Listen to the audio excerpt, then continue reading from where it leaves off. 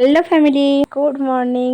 আজ হলো শ্রাবণ মাসের তৃতীয় সোমবার। চলো আমি একদম রেডি হয়ে ঠাকুরের ডালা নিয়ে বেরিয়ে পড়েছি। একদম চলে এলাম ঠাকুর ঘরে। আগে এসে আমাদের শিব ঠাকুরকে আমি আগে জল ঢালবার, এই তিনটে জিনিস আমি মেলা থেকে কিনে এনেছি। ঠাকুরের সাপ, একটা ষাঁড় গরু, আর একটা হচ্ছে ঠাকুরের ত্রিশূল। আর এখন হচ্ছে আমি এগুলো পরিয়ে দিয়ে তারপর ঠাকুরের মাথায় জল ঢালবো, মানে বাবার মাথায় জল ঢালবো।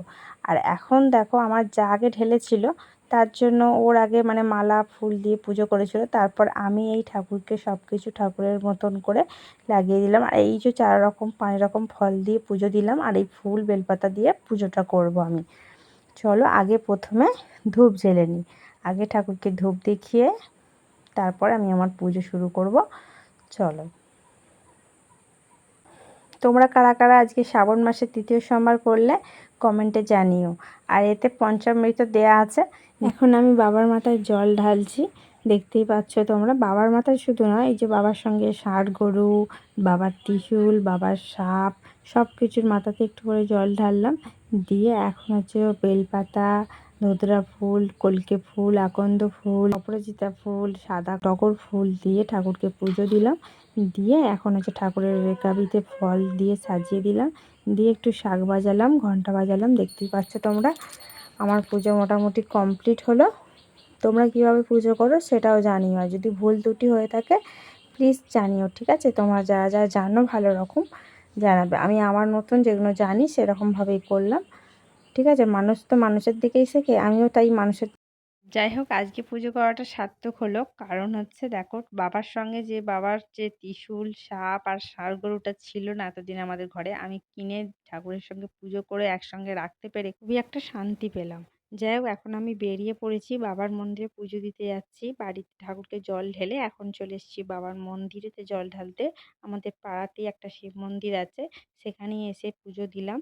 পুজো দেওয়া কমপ্লিট। আমার পুজো দেওয়ার সময় তোমাদের সঙ্গে ভিডিও করতে পারিনি। এখন চলো বাড়ি যাচ্ছি আমি। এবার বাড়িতে এসে এখন এই যে সাবু মাখা আর এই যে 5-6 রকমের ফল আছে, অল্প অল্প করে কেটে নিয়েছি হাফ হাফ করে। এইগুলো হচ্ছে এখন আমি খাবো, সন্দেশ সব। আর এইটা হচ্ছে বাবার জন্য রেখেছি, মানে যেগুলো আমি নিয়ে খেতে বসেছি বাবাকে সব কিছু দিয়ে, বাবার চারপাশ জল দিয়ে।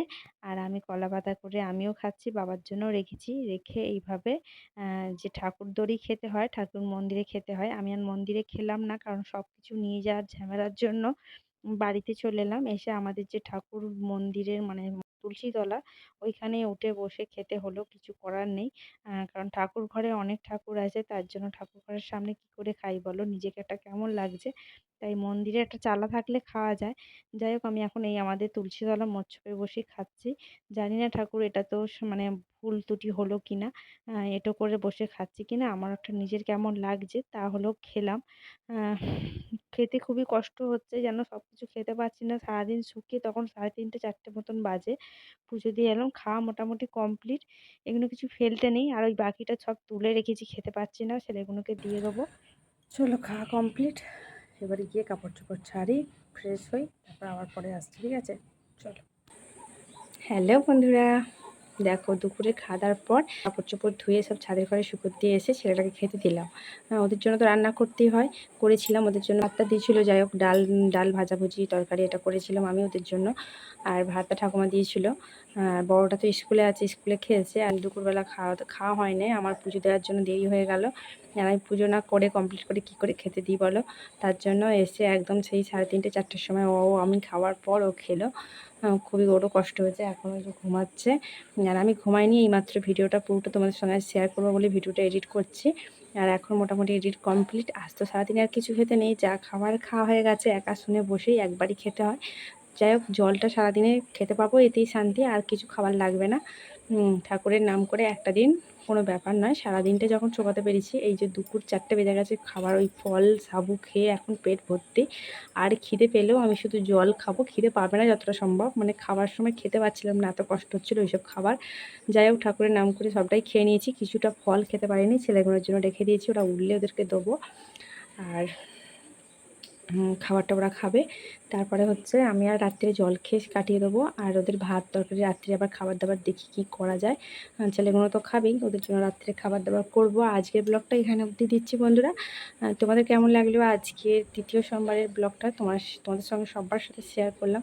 তোমাদের যদি ভালো লাগে প্লিজ পাশে থেকো আর সাবস্ক্রাইব কমেন্ট করো, ঠিক আছে? যারা ফেসবুক থেকে দেখছে প্লিজ ফলো করে দিও। চলো টাটা।